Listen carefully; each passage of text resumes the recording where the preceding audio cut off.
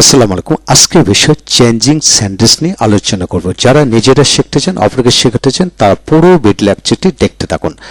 আজকের এই ভিডিও লেকচারটি Khan method SSC English grammar and model questions এই বই থেকে নেওয়া হয়েছে। এখন আসেন চেঞ্জিং সেন্টেন্স বলতে আমরা কি বুঝি। চেঞ্জিং সেন্টেন্স গুলো হলো ভয়েস, দ্যাট মিন্স অ্যাক্টিভ থেকে প্যাসিভ করা, তারপরে affirmative, negative, interrogative, imperative, exclamatory, তারপর ডিগ্রি বলতে পজিটিভ, কম্পারেটিভ, সুপারলেটিভ, তারপর সিম্পল, কম্পাউন্ড, কমপ্লেক্স, এইগুলোকে চেঞ্জিং সেন্টেন্স বলা হয়। আজকে আমরা শিখব ভয়েস নিয়ে। ভয়েস অ্যাক্টিভ থেকে প্যাসিভ করতে যা যা জানতে হবে। এখানে অনেকগুলি প্রশ্ন দেওয়া হলো, মোট 29টা প্রশ্ন দেওয়া হলো। আপনি যদি অ্যাক্টিভ থেকে প্যাসিভ কমপ্লিটলি সমস্ত জীবনে শিখতে চান, অপরকে শেখাতে চান, তাহলে এই 29টি প্রশ্ন আপনাকে ভালো করে জানতে হবে এবং প্রতিটা প্রশ্নেরই কিন্তু ধারাবাহিকভাবে জানতে হবে, কোনো জাম্পিং নো জাম্পিং। এখন আসেন এই প্রশ্নগুলি এই পাশে সরাসরি উত্তর ভেঙে ভেঙে বুঝিয়ে দেওয়া হলো। আসুন জেনে নিন। ভয়েস কাকে বলে, কতবার কি কি? মূল ভার্ব যুক্ত সক্রিয় বাক্যকে ভয়েস বলা হয়। সক্রিয় বাক্যকে ভয়েস বলা হয়। ইয়া দুই প্রকার, অ্যাক্টিভ ভয়েস, প্যাসিভ ভয়েস। ভয়েসের ক্ষেত্রে সাধারণত কত ধরনের বাক্য পাওয়া যায় এবং কি কি? ভয়েসের ক্ষেত্রে সাধারণত 3 ধরনের বাক্য পাওয়া যায়, অর্থাৎ অ্যাসার্টিভ, ইন্টারোগেটিভ এবং ইম্পারেটিভ। এই 3 ক্যাটাগরি বাক্য পাওয়া যায়। এছাড়া হলো অন্যান্য টুকিটাকি বাক্য পাওয়া যায়, সেটা নিচে দেওয়া হলো।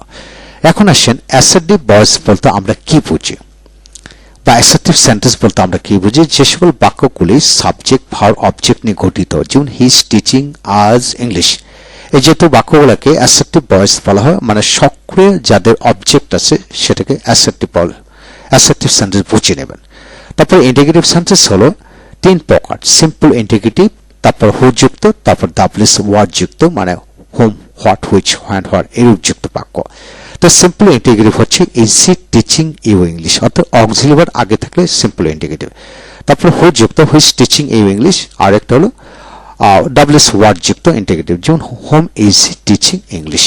তার মানে আমরা শিখে নিলাম assertive sentence, interrogative 3 category sentence দিলাম। তাহলে ইম্পারেটিভ সেন্টেন্স হলো ভার্ব প্লাস অবজেক্ট যুক্ত বাক্যকে ইম্পারেটিভ সেন্টেন্স বলা হয়, যেমন do the work, don't do the work, please do the work, let me do the work, let us do the work, এই জাতীয় বাক্য। এখন আসেন অ্যাসার্টিভ সেন্টেন্সকে প্যাসিভ করতে কয়টি নিয়ম প্রয়োজন ও কি কি? অ্যাসার্টিভ সেন্টেন্সকে প্যাসিভ করতে 5টি নিয়ম দরকার। কয়টি? 5টি। অবজেক্টকে সাবজেক্টে রূপান্তর করে সাবজেক্টে করে বসাতে হবে, অর্থাৎ এই যে এখানে লক্ষ্য করুন, অবজেক্টকে সাবজেক্টে রূপান্তর করে সাবজেক্টে করে বসাতে হবে। তারপর সাবজেক্টের পার্সন, নাম্বার এবং টেন্স অনুযায়ী অক্সিলারি ভার্ব বসাতে হবে। এখানে কিন্তু সাবজেক্টের পর কি অক্সিলারি ভার্ব বসাতে হবে, কিভাবে? পার্সন, নাম্বার ও টেন্স অনুযায়ী। তারপর মূল ভার্বের পাস্ট পার্সিয়াল ফর্ম, অর্থাৎ এই যে ভার্বটা আছে সবসময় ভার্বের থার্ড ফর্ম বসবে। অতিরিক্ত অবজেক্ট যদি থাকে, অর্থাৎ এক্সটেনশন যদি থাকে, এখানে বসাতে হবে। তারপরে বাহ্যকের সাবজেক্টে অবজেক্ট বসবে। তাহলে এখানে ডায়াগ্রাম থেকে আমরা আগে আবার শিখব যে অ্যাসার্টিভ সেন্টেন্সকে প্যাসিভ করতে হলে 5টি নিয়ম দরকার, অর্থাৎ সাবজেক্ট, অক্সিলারি ভার্ব, অবজেক্ট আবার এক্সটেনশন। তার মানে অবজেক্টটাকে এখানে সাবজেক্টে করে বসাবেন সাবজেক্ট রূপে। তারপর এই সাবজেক্ট অনুপাতে অক্সিলারি ভার্ব বসাতে হবে পার্সন, নাম্বার এবং টেন্স অনুযায়ী। তারপরে মূল ভার্বে সবসময় থার্ড ফর্ম বসবে। অতিরিক্ত অংশ বা এক্সটেনশন যদি থাকে এই জায়গায় বসবে, অর্থাৎ অতিরিক্ত যা থাকবে এখানে বসবে। তারপরে বাহ্যকে সাবজেক্টের অবজেক্ট হবে, এই সাবজেক্টটাকে অবজেক্টে করে বসায় দেবেন। এইভাবে যেমন বাক্যটা দেখেন, যেমন হি ইজ টিচিং আজ ইংলিশ, সে আমাদেরকে ইংরেজি পড়াচ্ছে। আজ মানে কি? ওই হবে সাবজেক্টের রূপে ওই। তারপরে প্রেজেন্ট কন্টিনিউয়াস, তাই আর বিং বসবে, অর্থাৎ ওই সাথে আর বসে প্যাসিভ ভয়েস আলোকে বিং বসবে। We are being taught, teaching এ টট, অতিরিক্ত অংশ ইংলিশ বাই হিম। অর্থাৎ এই বাক্যটাকে যেভাবে করা হলো, আপনি হাজার হাজার বাক্য দেওয়া হোক না কেন অ্যাসার্টিভ বাক্য, এটাকে যেভাবে করা হলো বাক্যগুলোকে একইভাবে করবেন, অর্থাৎ অনুকরণের মাধ্যমে ইংরেজি শিখুন, তাহলে আপনি দ্রুত মনে রাখতে পারবেন। তাহলে এরূপ আদলে সকল বাক্যকে করবেন। এখানে সমাধান দেওয়া হলো কিভাবে করা হলো, এটা একটু পড়ে নেবেন ভিডিওটি থামিয়ে। এখন আসেন আমরা শিখব বিস্তারিত আলোকে। যেমন 5টি নিয়মে বিস্তারিত আলোচনা এখানে করে দেওয়া হলো। অবজেক্ট জিনিসটা কি বলতে কি বোঝায়? ভার্বের পরে যে সকল ওয়ার্ড বসে সে সকল ওয়ার্ডগুলোকে অবজেক্ট বোঝায়। অবজেক্টের একটি ওয়ার্ড নিয়ে গঠিত হয় আবার একাধিক ওয়ার্ড নিয়ে গঠিত হয়। এটা আবার দুই প্রকার, ডিরেক্ট এবং ইনডিরেক্ট অবজেক্ট। ডিরেক্ট অবজেক্ট বলতে কি বোঝায়? ইয়ার সেন্টেন্সের কোন অংশে থাকে ও কি কি ওয়ার্ড নিয়ে গঠিত। যে সকল অবজেক্ট ভার্বের সাথে সক্রিয়ভাবে কাজ করে তাকে ডিরেক্ট অবজেক্ট বোঝায়। ইয়ার সেন্টেন্সের মূল ভার্বের ঠিক পরের স্থানে বসে। ইহা noun, pronoun, adjective plus noun নিয়ে গঠিত হয়। যেমন উই ইট রাইস, রাইস মানে direct object. We love him, direct object. We love the honest person, এটা direct object. We love the people of our country, সেটা ডিরেক্ট অবজেক্ট। এইভাবে খেয়াল করে বুঝতে হবে। এখন আসেন ইনডিরেক্ট অবজেক্ট বলতে আমরা কি বুঝি। যে সকল অবজেক্ট ভার্বের সাথে সক্রিয়ভাবে কাজ করে না, ইহা কেবল ডিরেক্ট অবজেক্টকে তার পরিপূর্ণ অর্থ প্রকাশ করতে সহায়তা করে, সে সকল অবজেক্টকে ডিরেক্ট অবজেক্ট, ইনডিরেক্ট অবজেক্ট বলা হয়। ইহা ডিরেক্ট অবজেক্ট এর পরের স্থানে থাকে। ইহা verb plus ING, to plus verb, preposition plus noun, pronoun, adjective, noun, adverb নিয়ে গঠিত হয়। যেমন we eat rice, we eat fish. We eat fish হলো indirect object. We saw him going to college, going to college indirect object. তাহলে এইভাবে আপনি খেয়াল করে পড়বেন। তার মানে এখানে ডায়াগ্রাম করে দেখাই দেওয়া হলো প্রথম অংশটি ডিরেক্ট, দ্বিতীয় অংশটি ইনডিরেক্ট। তবে ক্ষেত্র বেশি ব্যতিক্রম হতে পারে, এটা খেয়াল করে পড়বেন। এখন আসেন example. I saw him playing football. Him মানে ডিরেক্ট অবজেক্ট, হি হবে, যেহেতু পাস্ট ইনডিফিনিট ওয়াজ হবে। হি ওয়াজ সিন, স থেকে সিন, তারপর অতিরিক্ত অংশ বাই হিম। এই বাক্য থেকে যেভাবে করা হলো হাজার হাজার বাক্যকে একইভাবে আপনি পড়বেন। এই হলো বিশেষ সমাধান এখানে দেওয়া হলো ইনশাল্লাহ। তারপর আসেন we gave him a book. Me মানে I was given a book by him. I was given, যেহেতু past indefinite, I was given a book by him. আবার এটাকে এ বুক দূরে করতে পারে, a book was given me by him. অর্থাৎ কখনো কখনো দুইটা সমযোজিত অবজেক্ট যদি একসাথে থাকে, দুইটার একটা দিয়ে আপনি করবেন বা দুইটা দিয়ে আপনি আলাদাভাবে দুইভাবে করতে পারবেন। তাহলে এই জাতীয় ক্ষেত্রে এসব এরূপ অবজেক্টগুলো ভালো করে খেয়াল করে পড়বেন। এখন আসেন এখানে আরো কিছু এক্সাম্পল এখানে দেওয়া হলো যাতে আপনারা ভালো করে বুঝতে পারেন। এখন আসেন প্যাসিভ বা আলোকে অক্সিলারি ভার্বের ব্যবহার। বাক্যটি প্রেজেন্ট ইনডিফিনিট টেন্স হলে am, is, are, continuous, am being, is being, R being, perfect, have been, has been, perfect continuous, have been being, has been being.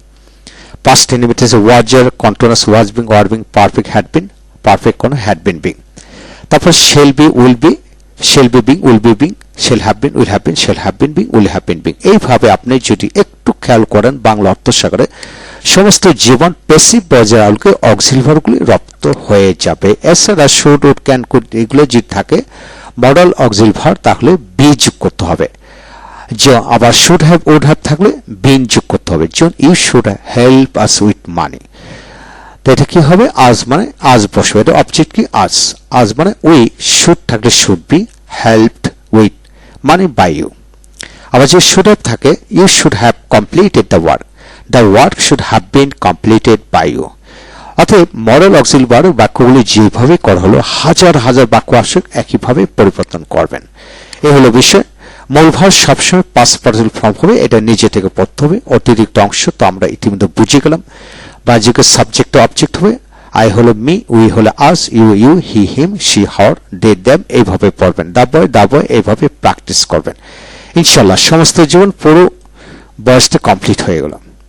এখন আসেন আরো অতিরিক্ত কিছু তথ্য আমাদের জানা দরকার, যে বাইসারও অন্যান্য প্রিপোজিশন যেমন টু, অ্যাট, অন, উইথ ইত্যাদি প্রিপোজিশন মাঝে মাঝে আমরা পাই। এই জন্য এই ভার্বগুলি এখানে দেওয়া হলো। He knows me, I am known to him. এখন ননের পরে টু বসে। এই কয়েকটা বাক্য যদি আপনি প্র্যাকটিস করেন ভালো করে, তাহলে সমস্ত জীবন রপ্ত হয়ে যাবে। এখন উপরে নিয়ম অনুযায়ী এই বাক্যগুলোকে প্র্যাকটিস করেন। এখন আসেন টেন্স ভিত্তিক বয়েজের পরিবর্তন। এখানে I write a letter, a letter is written by me. এইভাবে যদি আপনি টেন্স ভিত্তিক বিষয়টা বাংলা অর্থসাগরে পড়েন আরো রপ্ত হবে। এখানে চমৎকার করে আমি টেন্স ভিত্তিক 12টা দেওয়া হলো, মডেল ভার্ব ভিত্তিক অন্যান্য অক্সিলারি ভার্ব দিয়ে এখানে সেট করে দেওয়া হলো, সাথে বাংলা দেওয়া হলো। কারণ বাংলায় যদি আপনি রপ্ত করেন তাহলে আপনি ননস্টপ স্পিকার হতে পারবেন। পুরো বইটি বাংলা অর্থসাগরে দেওয়া হলো। এখন আসেন some extra rules of voice নিয়ে আলোচনা করবো। যেমন এখানে দেখেন কমপ্লেক্স বা কম্পাউন্ড বাক্য হলে কিভাবে করবেন। I know that he did the work. তার মানে এখানে আই নো মানে এখানে অবজেক্ট নেই, অবজেক্ট না থাকাতে আপনি it is known to me that, তারপরে the work was done by him, অর্থাৎ প্রথম অংশটাকে আমি প্রথমভাবে করলাম, তারপরে মাঝখানে দ্যাট, পরে দ্বিতীয় অংশটা দ্বিতীয়ভাবে করলাম। তো প্রতিটা বাক্যকে আপনি প্রথম অংশে প্রথমভাবে করেন, দ্বিতীয় অংশে দ্বিতীয়ভাবে করে মাঝখানে যুক্তকরণ বসা দেবেন। এই হলো বিষয়। এখানে যা আছে সবগুলো একই রকম ভাবে সেট করে দেওয়া হল। এখন আসেন উপরে নিয়ম অনুযায়ী এখানে এক্সারসাইজ গুলো করে ফেলবেন ইনশাল্লাহ। ভিডিওটি থামিয়ে করবেন ইনশাল্লাহ, আর যাদের বই দরকার তারা বই নেবেন। এখন আসেন রিফ্লেক্সিভ অবজেক্ট যুক্ত বাক্যকে যেভাবে প্যাসিভ করবেন। লক্ষ্য করেন, হি কিল্ড হিমসেলফ, সে নিজেকে হত্যা করলো, তাহলে হি ওয়াজ কিল্ড বাই হিমসেলফ, সে নিজের কর্তৃক হত্যা হয়েছিল। এখানে ঘটনা হলো হিমসেলফ কখনো হি সেলফ হয় না, তাই এখানে হিটাকে হি করতে হলো, তারপরে পাস্ট ইনডিফিনিট বিটে ওয়াজ হলো, তারপরে ভার্বের থার্ড ফর্ম, তারপরে বাই হিমসেলফ। তো প্রতিটা অবজেক্ট মানে রিফ্লেক্সিভ যে শব্দগুলো হলো বাই যুগের শেষে বসবে, অর্থাৎ এই বাক্যটাকে যেভাবে করা হলো হাজার হাজার বাক্যকে একইভাবে আপনি পরিবর্তন করবেন। তাই এদের এক্সারসাইজগুলো করে নিচের এক্সাম্পলগুলো করে ফেলবেন। তারপরে আরো কিছু নিয়ম নিয়ে আমরা আলোচনা করব, ভালো করে দেখুন। যেমন কোয়াজি প্যাসিভ ভার্ব যেহেতু কোয়াজি প্যাসিভ অ্যাক্টিভ ভয়েসকে প্যাসিভ করার নিয়ম, যেমন হানি টেস্ট সুইট। দেখুন এটা যেহেতু সুইট একটা অ্যাডজেক্টিভ কখনো সাবজেক্টে করে বসে না, তাই হানিটাকে হানি বসাতে, হানি টেস্টেড সুইট, মধু খেতে মিষ্টি লাগে। আবার এইভাবে করতে পারেন, honey sweet when it is tasted, মধু মিষ্টি যখন এটা খাওয়া হয়, এইভাবে। তাহলে সমাধান হলো অ্যাডজেক্টিভ কখনো সাবজেক্ট হিসেবে সাবজেক্টে করে একা একা বসতে পারে না, এটা মনে রাখবেন। তাই এই বাক্যটাকে যেভাবে করা হলো অ্যাডজেক্টিভ যুক্ত, বাকি সকল বাক্যকে একইভাবে প্র্যাকটিস করবেন। তাই নিচে অনেকগুলি এক্সাম্পল দেওয়া হলো, সবগুলো এক্সাম্পল নিয়ে করবেন। এই হলো বিষয়। আরো টুকিটাকি নিয়ম আছে, সেই নিয়মগুলি আদলে আপনারা প্র্যাকটিস করবেন, সমস্ত জীবন কাজে আসবে ইনশাল্লাহ। এদের বাক্যগুলো সাধারণত 9-10 গ্রামারে আসে না, এইগুলো হলো জব লেভেলে মাঝে মাঝে পাওয়া যায়, সেই জব লেভেল এইগুলো প্র্যাকটিস করবেন ইনশাল্লাহ, লাইফ চেঞ্জ হয়ে যাবে।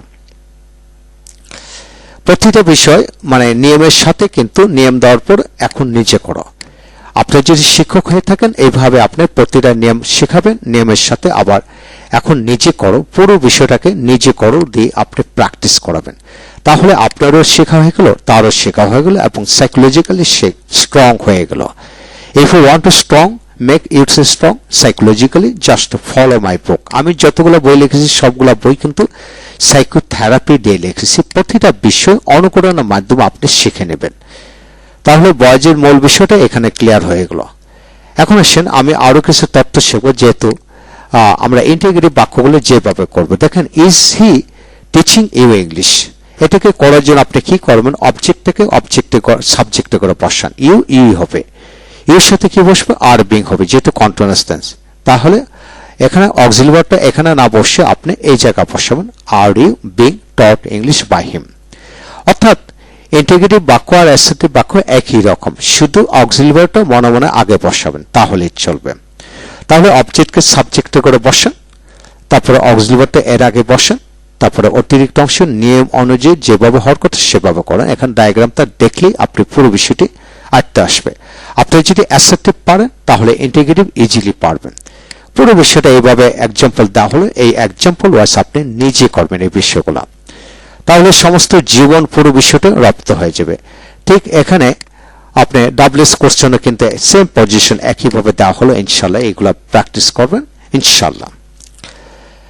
তাহলে আমরা ইম্পারেটিভ বাক্য দু একটা বাক্য দেখব, তারপর ক্লাসটি শেষ করে দেব। লক্ষ্য করেন এখানে ইম্পারেটিভ সেন্টেন্স হচ্ছে ভার্ব যুক্ত বাক্যকে ইম্পারেটিভ সেন্টেন্স বোঝানো হয়, আগেও আমরা শিখেছি। এখন আসছেন এটাকে প্যাসিভ করার নিয়ম হচ্ছে, প্রথমে লেট বসাবেন, অবজেক্টটাকে অবজেক্টে ঘরে বসাবেন, কারণ লেটের পরে যা বসে সেটি অবজেক্ট, নো সাবজেক্ট। তারপরে বি বসবে, পরে ভার্বের থার্ড ফর্ম, পরে এক্সটেনশন। যেমন do the work, let the work be done, let the work be done, don't do that, let not the work be done, negative হলে let not হবে। তো এইভাবে আপনি প্রতিটা বাক্যকে এইভাবে আপনি প্র্যাকটিস করবেন, এই নিয়মের আলোকে এখানে প্র্যাকটিস করবেন, তাহলে পুরো বিষয়টা রপ্ত হয়ে যাবে। শুধু অনুকরণের মাধ্যমে আপনি এগিয়ে যেতে পারবেন, আপনি শুধু অনুকরণ করবেন। যেমন লেট মি ডু দ্য, আমাকে কাজটি করতে দাও, এখানে লেট থাকলো লেট, না থাকলো লেট। তারপর let the work be done by me, অর্থাৎ লেটের পরে যদি মি, হিম, হার, দেব থাকে, এটা বাই যুগের শেষে বসবে। এই নিয়মটা একটু খেয়াল করে পড়বেন। তারপর এরূপ বাক্যগুলো যদি প্র্যাকটিস করেন ন্যাচারালি পুরো বিষয়টা আপনার লেভেলে চলে আসবে। তাহলে পুরো বইতে নাই বলে কিছু নেই, সকল কিছু তথ্য নিয়ে এখানে সবকিছু সেট করে দেওয়া হলো। শিখতে চাইলে ভালো করে শিখুন, সমস্ত জীবনের জন্য শিখুন। তাই এই বইটি আপনারা সংগ্রহ করতে পারেন। এই বইটি সম্পূর্ণ রিডিং পড়ে আপনি রপ্ত করতে পারবেন ইনশাল্লাহ। সম্পূর্ণ স্পোকেন ডিজাইনে লেখা হয়েছে, যাতে আমরা ইংরেজি শেখা হলো, গ্রামারও শেখা হলো, যাতে ইংরেজিতে কথা বলতে হবে সেইভাবে এই বইটি তৈরি করা হলো। Thank you very much.